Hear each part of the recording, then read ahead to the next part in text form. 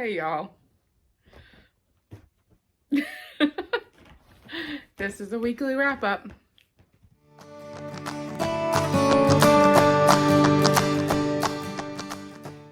I'm not sure what my cat is doing. I'm also not sure what the picture is going to look like because I don't have my ring light on, and in real life it seems like it's a little bit dark in here, but looking at the video it seems like maybe this is plenty of light. So if it comes out too dark, I'll probably post it anyway because there's no way I'm going to re-record everything. But hopefully it is okay. Today is November 28th. It's 2 days after Thanksgiving, so it's Saturday when I usually record these vlogs. What I was hoping would be vlogs, and maybe I will get back to them being more like really more vloggy rather than just me wrapping things up for the week. It was a pretty light week because of the holidays. So Thursday and Friday I had off from work, and now it's Saturday and tomorrow's Sunday. So it was a long weekend, and which means that I got the chance to read 3 books this week, which is great because I had 4 books left on my November TBR. So I'll tell you a little bit more about those. I did work a little bit, and also with the job that I have annually, I teach this like 4 session series on working with parents. So I'm in the middle of doing that. Next week would be my 3rd one, but I actually have to be absent from that. So we're only doing it 3 times this year. So figuring out what are the things to take out and what are the things to leave in has been interesting. It is every single year, really. But that's just, teaching. What do people need to know? What do I just love to talk about? What else happened this week? Thanksgiving happened, of course. Decided not to put the Christmas tree up because last year when I put it up, nobody really cared. But I really like the Christmas tree, and so I decided that I would just do it because I like to have it up, and I kind of like the feel of the holidays better when the tree is up, so I put it up. And I told both of my kids that basically the gifts would be based on the 4, I don't know where it came from, but it's something you want, something you need, something to wear, something to read. And so my younger daughter sent me a list of things in each of the categories for me to choose from, which was very kind of her. And then my older daughter hasn't said anything about it. So I'm gonna check in with her and see if she wants me to just make up things or if she wants to send me stuff, send me a list. She lives out on her own, so I can imagine that something like paying bills for her or something would be more useful than me figuring out kind of like what junky stuff to give her or what like material things to try and buy for her. But we'll see. Christmas is always feels like a lot of pressure to get people things that they're either gonna love or either really gonna use or whatever, which is why I love Thanksgiving, because you get that family part without the expectation of gift part. Of course, it's also, settled in the history of overcoming indigenous peoples, so then there's also that part. So putting the tree up means that the pumpkins will be coming down. I do still have a few pumpkins up, and the porch is still decorated with pumpkins, and the like summer furniture, so I have like a wicker set out there that I need to pull into the shed. We've already had a couple days of snow and freezing weather, freezing for me. So all of that stuff needs to come up. I put the porch furniture up, and I've pulled the rug up that's outside, and all of that stuff needs to be packed away. So I guess really partially it's like transition time for the house. And I love the fall. I love the fall colors. And I will probably do a dump on my Instagram of all the fall leaves and pictures that I've taken. What that feels like a fall theme, just so that, it's like fresh break, fresh into winter. But maybe I won't. Who knows? I'm whimsical. And then for Thanksgiving, my younger daughter, she actually did the majority of the cooking. I made a turkey breast, or some pieces of turkey breast, because it wasn't a whole one. It was like kind of cut up.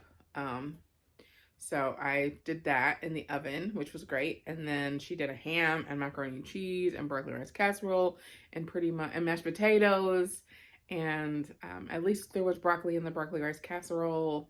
Otherwise, it would have been all carbs and meat, which is exactly the way that I love to eat. But my mom was like, "You guys aren't going to eat any vegetables?" No, we didn't. And then we had like a pie and some cupcakes and ice cream. We're still eating leftovers, of course. And we have enough leftovers to make us through this weekend, but I predict that I'll be done with leftovers sooner than the leftovers are done with me. So, anyway, November TBR. I had 7 books on my November TBR. I will do a separate monthly wrap up, but I was behind 4 of them, so I'd only read what is that math? I don't know. I'd only read 3 of them going into the week, and now I've read 3 more. They were Lopezona, Knife of Never Letting Go, and My Year of Rest and Relaxation, which I used for a historical fiction book instead of the book that I had chosen for that during the TBR. So for this wrap-up video, I'll tell you about My Year of Rest and Relaxation. If you're planning to read this book and don't want to hear too much about it, then feel free to stop the video. And thanks so much for watching. Okay, y'all, My Year of Rest and Relaxation. What is this book? So you've got this woman who has lost both of her parents and has this money. So she apparently paid cash for an apartment in downtown Manhattan, and she lives there. She, has a degree in art history or something like that, and she works as a receptionist at an art gallery. And her life is pretty miserable. She hates everything. She, is just generally blah about the world. She knows that she's beautiful and that she looks like an off-duty model and that most things come to her pretty easily because she's really pretty. However, we see through a lot of her flashback sequences that she grew up with a mom who was a substance user, mostly alcohol and probably prescription medications, and was really emotionally rejecting and invalidating to her. And a dad who was older than mom, who was kind of not really present. He was kind of the caretaker, the breadwinner, not necessarily the emotionally nurturing one. And so this girl grew up with these parents who were terrible. And now she is, as you might expect, a not terrible, but not great person.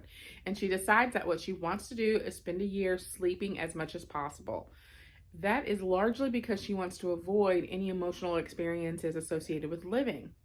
So she finds a psychiatrist, and her general goal, or her plan when she walks in, is to lie as much as possible to the psychiatrist so that she can get as many sleeping pills as possible so that she can sleep.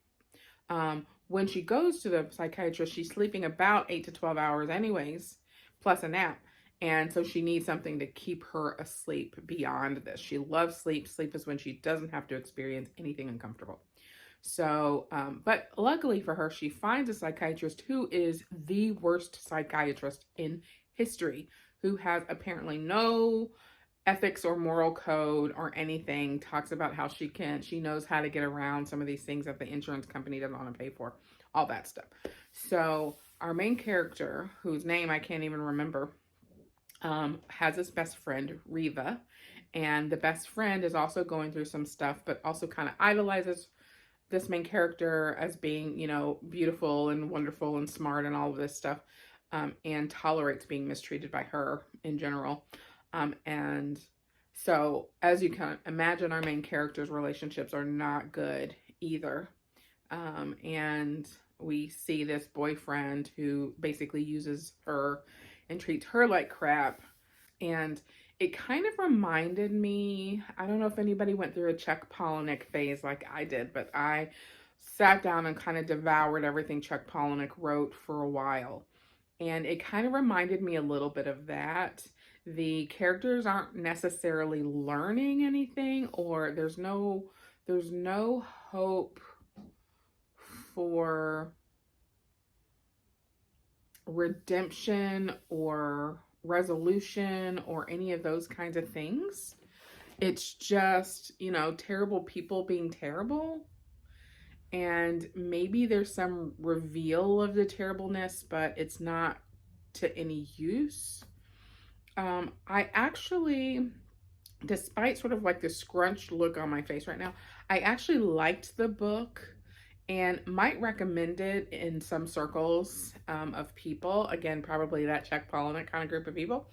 Because there is something to be said for some of the points that are brought up, and sort of in thinking about the role of this woman's trauma early on and how she's developed her relationships over time.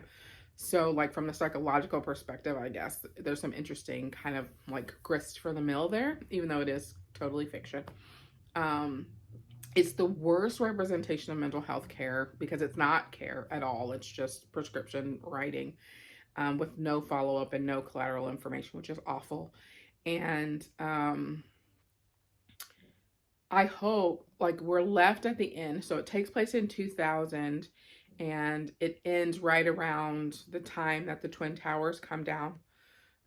And we're left kind of knowing that she's alone. This main character is alone and untethered still, I think.